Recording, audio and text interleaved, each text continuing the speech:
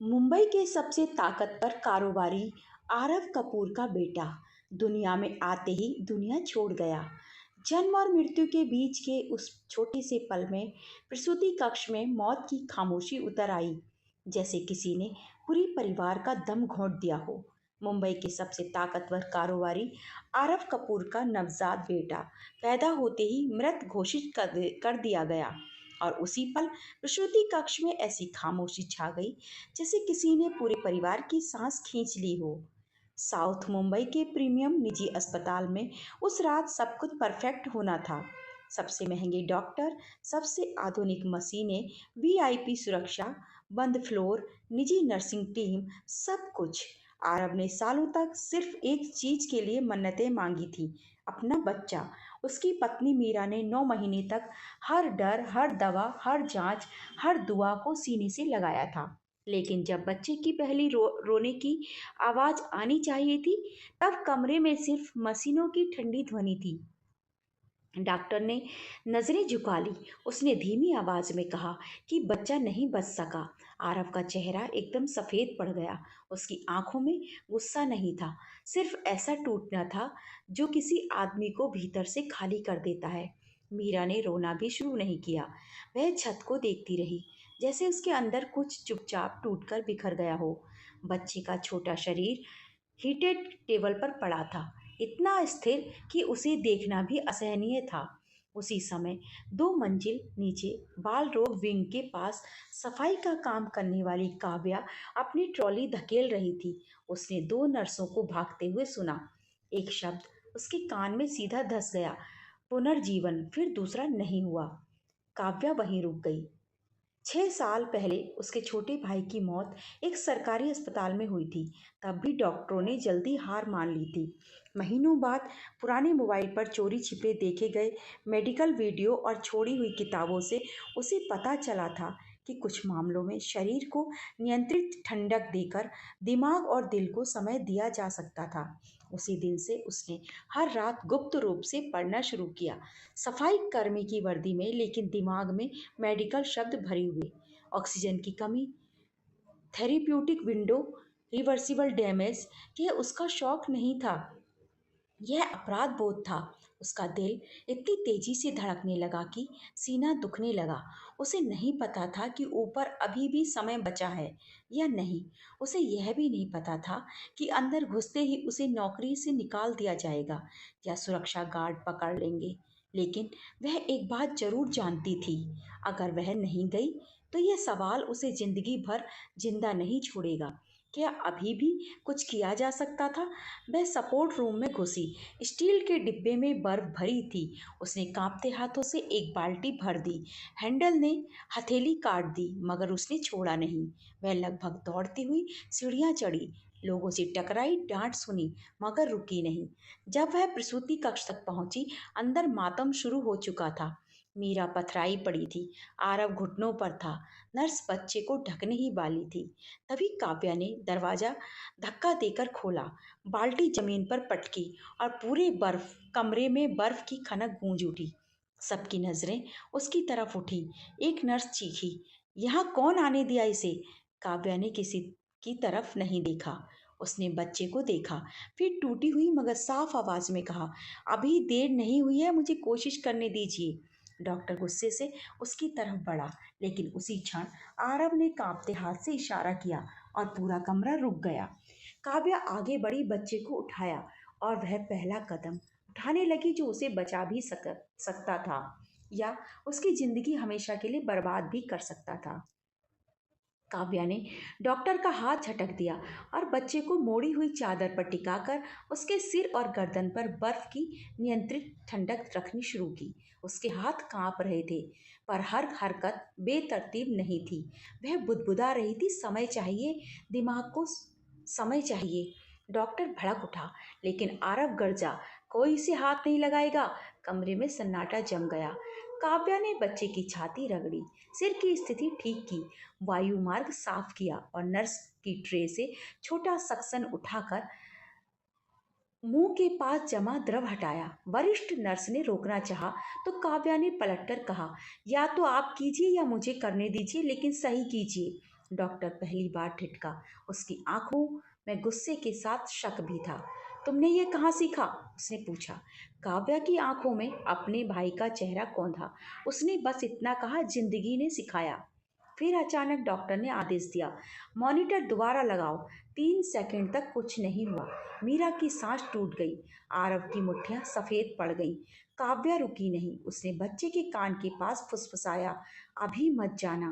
तभी मशीन ने एक हल्की बीप दी, फिर दूसरी, फिर तीसरी। कमरे में एक साथ कई लोगों की सांसें अटक गईं। रेजिडेंट डॉक्टर चिल्लाया, हार्ट रेट आ रहा है। और उसी पल जब मीरा फूटकर रो पड़ी, एक युवा रेजिडेंट के मुंह से घबराहट में सच भी निकल गया। रेसिटेशन यूनिट पूरा तैयार ही नहीं था। उस एक वाक्य ने कमरे की हवा बदल दी। अब वहां सिर्फ चमत्कार का डर नहीं था, लापरवाही की बदबू भी थी। बच्चे की छाती बेहद धीमी लय में उठने लगी। डॉक्टर ने तुरंत स्टेथोस्कोप लगाया। उसके चेहरे पर जो भाव आया, उसने सबको अंदर तक हिला दिया। वहां अहंकार नहीं था, वहां दहशत थी। उसने दबी आवाज में कहा, धड़कन है। मीरा की रुलाई कमरे को चीर गई। वह बिस्तर पर आधी उठने की कोशिश में कांपने लगी। आरव ने एक कदम आगे बढ़ाया, मगर जैसे डर हो कि कहीं ज्यादा पास जाकर वह यह नाजुक चमत्कार तोड़ न दे। नर्सें अचानक हरकत में आ गईं। ऑक्सीजन, वार्मिंग, नवजात गहन चिकित्सा कक्ष को कॉल, दवाइयां, मॉनिटरिंग। कुछ ही सेकंड में कमरा बिखरे हुए शोक से भागती हुई व्यवस्था में बदल गया। लेकिन इस अफरा तफरी के बीच कोई काव्या को हटाने की हिम्मत नहीं कर पाया, क्योंकि सबने अभी अभी देखा था कि जिस औरत को कुछ मिनट पहले कमरे से धक्के देकर निकाल देने की बात हो रही थी, वही मौत के मुंह पर खड़ी होकर बच्चे को वापस खींच लाई थी। डॉक्टर ने बच्चे को स्टेबलाइज कराने का आदेश दिया। फिर उसने काव्या की तरफ देखा। इस बार नजर में अपमान नहीं था, डर था। ऐसा डर जो तब पैदा होता है जब किसी को अचानक समझ आ जाए कि वह एक गलत घोषणा पर मोहर लगा चुका था। जैसे ही टीम बच्चे को लेकर नवजात गहन चिकित्सा कक्ष की ओर दौड़ पड़ी, अस्पताल की नर्सिंग सुपरवाइजर और 2 सुरक्षा गार्ड पहुंच गए। सुपरवाइजर का चेहरा गुस्से से कड़ा था। इसे तुरंत बाहर ले जाइए, उसने कहा। उसने क्रिटिकल प्रोसीजर में दखल दिया है। आरव ने पलटकर उसे देखा। उस नज़र में ऐसा ठंडा क्रोध था कि गार्ड वहीं रुक गए। कोई उसे नहीं छुएगा, उसने धीमी मगर साफ आवाज में कहा। सर, वह प्रोटोकॉल का उल्लंघन है। उल्लंघन? आरव की आवाज अचानक भारी हो गई। उल्लंघन यह है कि मेरे बेटे को तुम लोगों ने मृत घोषित कर दिया और उसे वापस लाने की कोशिश उस औरत ने की जो यह यहाँ फर्श साफ करती है। गलियारे में खड़े लोग एकदम चुप हो गए। सुपरवाइजर ने डॉक्टर की तरफ देखा, जैसे उससे समर्थन मांग रही हो, लेकिन डॉक्टर अब खुद अपने भीतर फंस चुका था। उसने कुछ सेकंड चुप रहकर कहा, बच्चे ने प्रतिक्रिया उसकी दखल के बाद दी, यह तथ्य है। सुपरवाइजर की गर्दन तन गई। आप सोच समझकर? मैं बहुत सोच चुका। डॉक्टर ने पहली बार उसे बीच में रोका, और अब हर मिनट की जांच होगी। आरव ने बिना देर किए फोन निकाला। उसकी उंगलियां कांप नहीं रही थीं, उसका चेहरा पत्थर जैसा हो गया था। अस्पताल का निदेशक अभी इसी फ्लोर पर चाहिए, उसने कहा। ऑपरेशन रूम की रिकॉर्डिंग, डिलीवरी के सारे लॉग, उपकरण की स्थिति, ड्यूटी चार्ट, सब कुछ। उसी दौरान पीछे खड़ा युवा रेजिडेंट, जिसने पहले सच उगल दिया था और नहीं चुप रह सका, उसकी आवाज कांपी मगर निकल गई। सर, जब बच्चे को सांस की दिक्कत शुरू हुई, रेसिस्टेशन मॉड्यूल पूरा तैयार नहीं था। कुछ सामान रात से पेंडिंग था। ऑक्सीजन अलर्ट में भी देरी हुई। मीरा ने आंखें बंद कर ली। उसके चेहरे से ऐसा दर्द बह रहा था जैसे किसी ने अभी उसके भीतर की आखिरी बची दीवार भी तोड़ दी हो। आरव ने बहुत धीरे पूछा, मतलब मेरा बेटा सिर्फ किस्मत से नहीं, तुम्हारी लापरवाही से मर सकता था? किसी ने जवाब नहीं दिया। कभी कभी चुप्पी ही सबसे बड़ा स्वीकार होती है। अगला 1 घंटा अस्पताल पर तूफान बनकर टूटा। निदेशक आया, लीगल टीम आई, प्रशासनिक लोग दौड़े, मशीनों की सर्विस रिपोर्ट निकाली गई, स्टाफ के बयान लिए गए। पता चला कि एक इनक्यूबेटर पिछले 3 दिनों से मेंटेनेंस में था। बैकअप वार्मिंग यूनिट अधूरी थी। रिसिटेशन ट्रॉली में आवश्यक सामग्री की कमी की शिकायत दर्ज हुई, मगर उसे सुबह देखेंगे कहकर टाल दिया गया था। काव्या उस पूरे समय गलियारे की एक स्टील कुर्सी पर बैठी रही। उसकी हथेली अभी भी कटी हुई थी, पीठ में दर्द था, घुटने कांप रहे थे। एड्रेनलिन उतर चुका था और डर अब लौट रहा था। अब उसे अपनी नौकरी याद आ रही थी, अपनी हैसियत भी। उसे समझ में आ रहा था कि उसने जो किया वह इंसानी तौर पर सही हो सकता है, मगर संस्थागत तौर पर उसे कुचल भी सकता है। उसकी नज़र नीचे थी। आसपास गुजरते डॉक्टर अब उसे पहली बार देख रहे थे। वास्तव में देख रहे थे, लेकिन वह इसे देखने की आदी नहीं थी। उसे अदृश्य रहना आता था। सम्मान की रोशनी भी कभी कभी उतनी ही असहज हो जाती है जितनी अपमान की। करीब 1 घंटा बाद वही डॉक्टर नवजात गहन चिकित्सा कक्ष से बाहर आया। उसके कदम धीमे थे। मीरा और आरव दोनों उठ खड़े हुए। काव्या भी सहज प्रतिवर्त में खड़ी हो गई। डॉक्टर ने पहले दंपति की तरफ देखा, फिर काव्या की तरफ। बच्चा जीवित है, उसने कहा। मीरा की रुलाई फूट पड़ी। इस बार उसमें सिर्फ दुख नहीं था, उसमें राहत का हिंसक विस्फोट था। आरव ने आंखें बंद करके सिर दीवार से टिका दिया, जैसे उसका पूरा शरीर महीनों की थकान एक ही पल में छोड़ रहा हो। डॉक्टर ने आगे कहा, अभी खतरा टला नहीं है। अगले 24 घंटे बहुत महत्वपूर्ण हैं, लेकिन न्यूरोलॉजिकल प्रतिक्रिया है, रिफ्लेक्स है, उम्मीद है। उम्मीद?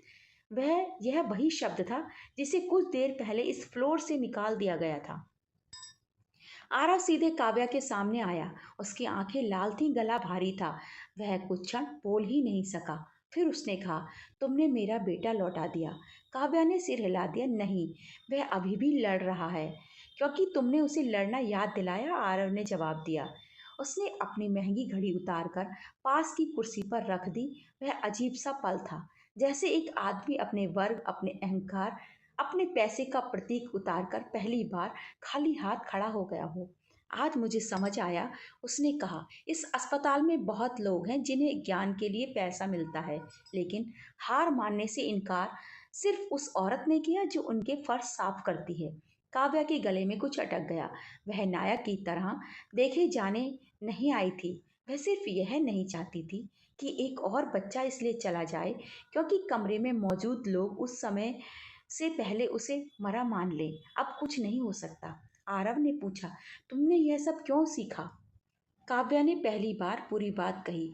उसने अपने छोटे भाई ईशान का जिक्र किया, कैसे सरकारी अस्पताल में उसे मृत मान लिया गया था। कैसे महीनों बाद एक रिटायर्ड नर्स ने उसकी माँ से कहा था कि कुछ मामलों में शुरुआती मिनट बहुत कीमती होते हैं।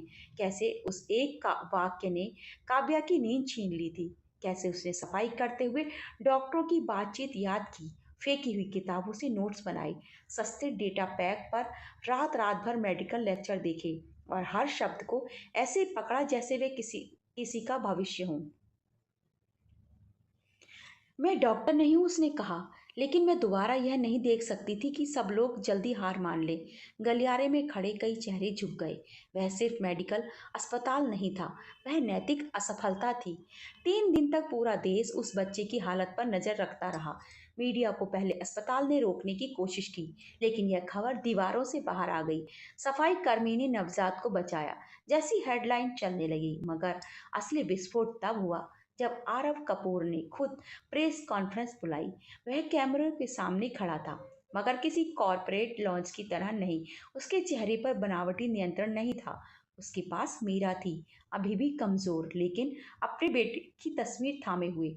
और उसके बगल में काव्या थी, साधारण वर्दी में, रोशनी से असहज मगर सीधी खड़ी। आरव ने चमत्कार शब्द से शुरुआत नहीं की, उसने विफलता शब्द से शुरुआत की। उसने कहा कि कैसे निजी स्वास्थ्य व्यवस्था में दिखावे पर करोड़ों खर्च किए जाते हैं, लेकिन कभी कभी एक जरूरी ट्रॉली अधूरी रहती है। कैसे प्रशिक्षित लोग प्रोटोकॉल पर गर्व करते हैं, लेकिन संकट की घड़ी में वही प्रोटोकॉल अधूरा निकलता है। कैसे पद, डिग्री और शक्ति के बावजूद इंसानी सतर्कता मर जाती है। और कैसे उस रात सबसे कम वेतन पाने वाली महिला ने सबसे बड़ी जिम्मेदारी निभाई। पूरा देश सुन रहा था। आरव ने अस्पताल प्रशासन पर मुकदमा किया। निदेशक ने इस्तीफा दिया। नर्सिंग सुपरवाइजर निलंबित हुई। मेडिकल बोर्ड जांच बैठा। रजिस्टर, मेंटेनेंस फाइलें, अलर्ट लॉग सब बाहर आए। कई चैनलों पर बहस चली कि भारत के निजी अस्पतालों में सुविधाएं हैं, पर जवाबदेही कितनी है। लोग पहली बार काव्या जैसी हजारों अदृश्य महिलाओं के बारे में भी बातें करने लगे, जो संस्थानों को चलाती हैं लेकिन जिनकी कोई सीट टेबल पर नहीं होती। लेकिन कहानी यहीं खत्म नहीं हुई। आरव ने अपने बेटे का नाम सार्वजनिक किया, विवान। फिर उसने घोषणा की कि वह विवान फाउंडेशन शुरू करेगा। यह फाउंडेशन उन कम आय वाले अस्पताल कर्मचारियों को छात्रवृत्ति देगा जो नर्सिंग, इमरजेंसी केयर या मेडिकल ट्रेनिंग लेना चाहते हैं। उसने कहा कि प्रतिभा हमेशा सफेद कोट पहनकर पैदा नहीं होती। कभी कभी वह पोछा, बाल्टी और थकी हुई चप्पलों में चलती है। पहली छात्रवृत्ति का नाम सुनते ही काव्या रो पड़ी। काव्या शिंदे। जब उसे आधिकारिक प्रवेश पत्र मिला, उसके हाथ उसी तरह कांप रहे थे जैसे उस रात बर्फ की बाल्टी उठाते समय कांपे थे। फर्क सिर्फ इतना था कि उस रात कांपना डर था और आज कांपना भविष्य था। नर्सिंग कार्यक्रम आसान नहीं था। उम्र, वर्ग, भाषा, आत्मविश्वास सब उसके खिलाफ थे। क्लास में कई छात्र उससे छोटे थे। कुछ ने शुरू में उसे संदेह से देखा, कुछ को लगता था कि वह मीडिया की वजह से जगह पा गई है। लेकिन काव्या ने हमेशा की तरह जवाब शब्दों से नहीं, तैयारी से दिया। वह सबसे पहले पहुंचती, सबसे बाद में निकलती। उसकी नोटबुक भरी रहती। वह हर प्रोटोकॉल सिर्फ रटती रटती नहीं थी, समझती थी। क्योंकि उसके लिए यह विषय किताब नहीं था, यह अधूरी मौतों के खिलाफ निजी युद्ध था। मीरा कई बार विवान को लेकर उससे मिलने आई। पहले अस्पताल में, फिर प्रशिक्षण केंद्र में। मीरा और काव्या के बीच एक अजीब गहरी, बिना नीम नाम की डोर बन गई थी। मीरा जानती थी कि मातृत्व का जो जीवन उसके हाथ से फिसल रहा था, उसे काव्या ने पकड़ लिया। और काव्या जानती थी कि किसी माँ की को आंखों में लौटती हुई उम्मीद देखना क्या होता है। कई महीनों बाद जब काव्या पहली बार शिशु नर्स के रूप में नवजात इकाई में दाखिल हुई, उसके कंधे पर अब सफाई कर्मी की ट्रॉली नहीं थी। उसके गले में नया पहचान पत्र था। उसने हल्का सफेद कोट पहन रखा था, लेकिन उसकी जेब में अब भी वही पुरानी नोटबुक थी जिसके पन्ने कोनों से घिस चुके थे। वह एक इनक्यूबेटर के पास झुककर शिशु के संकेत देख रही थी। तभी पीछे से एक आवाज आई, मुझे पता था तुम यहीं पहुंचोगी। काव्या मुड़ी। मीरा खड़ी थी। उसकी बाहों में विवान था, गोल मटोल गुलाबी, सतर्क, जिंदा। काव्या कुछ क्षण उसे देखती रही, जैसे दिमाग मान तो रहा हो मगर दिल को अभी भी यकीन करने के लिए कुछ और पल चाहिए। मीरा मुस्कुराई मगर उसकी आंखों में आंसू थे। हर जन्मदिन पर वह तुम्हारा नाम सुनेगा, उसने कहा। काव्या ने बहुत धीरे से विवान की छोटी उंगली छुई। बच्चे ने सहजता से उसकी उंगली पकड़ ली। बस उतना सा स्पर्श था, पर उस स्पर्श ने काव्या के भीतर 6 साल से जमी बर्फ तोड़ दी। उसे अपने भाई की याद आई, लेकिन पहली बार वह याद सिर्फ घाव बनकर नहीं आई, उसमें शांति भी थी। जैसे किसी पुराने अधूरे वादे को आखिरकार पूरा होने का रास्ता मिल गया हो। काव्या की आंखें बंद हो गईं। उसके चेहरे पर आंसू के बीच हल्की मुस्कान फैल गई। उस रात उस प्रसूति कक्ष में वह किसी सूची में महत्वपूर्ण नाम नहीं थी। उसके पास डिग्री नहीं थी, उसके पास अनुमति नहीं थी, उसके पास सिर्फ दर्द से जमी जिद थी। और उसी जिद ने एक बच्चे को समय दिया, एक माँ को सांस दी, एक पिता को विनम्रता सिखाई, एक अस्पताल का मुखौटा उतारा और एक सफाई कर्मी को उसका असली रास्ता दिखा दिया। दोस्तों, कभी कभी जिंदगी बदलने के लिए सबसे बड़े पद की नहीं, सबसे सही क्षण पर पीछे न हटने की जरूरत होती है। और काव्या उस दिन पीछे नहीं हटी थी, इसलिए वह समय पर पहुंच गई। ये थी आज की कहानी। आपको कैसी लगी कमेंट करके मुझे ज़रूर बताएं। इसी तरह की कहानियों के लिए चैनल को सब्सक्राइब करें, वीडियो को लाइक और शेयर भी जरूर करें। धन्यवाद।